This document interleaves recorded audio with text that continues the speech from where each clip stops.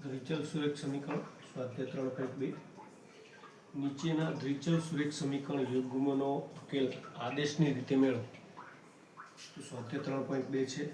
ઉકેલ આદેશની રીતે મેળવવાના છે.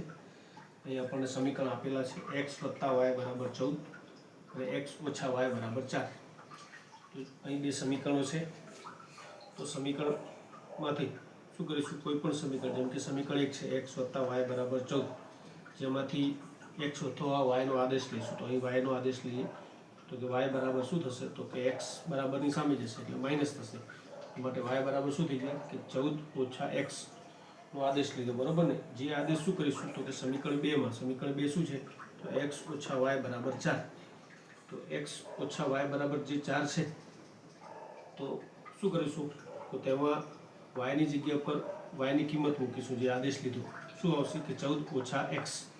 હવે કાઉન્સ છોડીશું એટલે શું થશે? -14 થશે અને માઇનસ ગુણ્યા માઇનસ એટલે પ્લસ થશે, બરાબર? તો અહીં પ્લસ x મળશે. તો x + x એટલે 2x. તો શું થશે કે -14 છે, બરાબરની સામે જશે એટલે 4 + 14 કેટલા મળશે? 18 મળશે. તો 2x = 18 માટે x બરાબર કેટલા થશે? તો 2 ભાગાકારમાં આવશે, બરાબર? તો માટે x બરાબર 9 મળશે.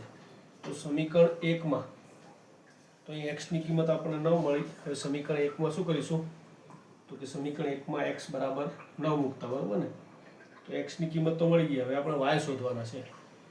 તો સમીકરણ 1 માં એટલે કે x + y = 14 માં શું કર્યું? x ની કિંમત મૂકી, કેટલી? 9. તો શું થશે? તો 9 + y = 14. તો 9 જશે બરાબરની સામે એટલે 14 - 9 થશે. 14 - 9 એટલે કેટલા મળશે આપણને? 5 મળશે. તો આમ આપેલ સમીકરણ યુગ્મનો ઉકેલ આપણને કેટલો મળે? x = 9 અને y = 5 મળશે.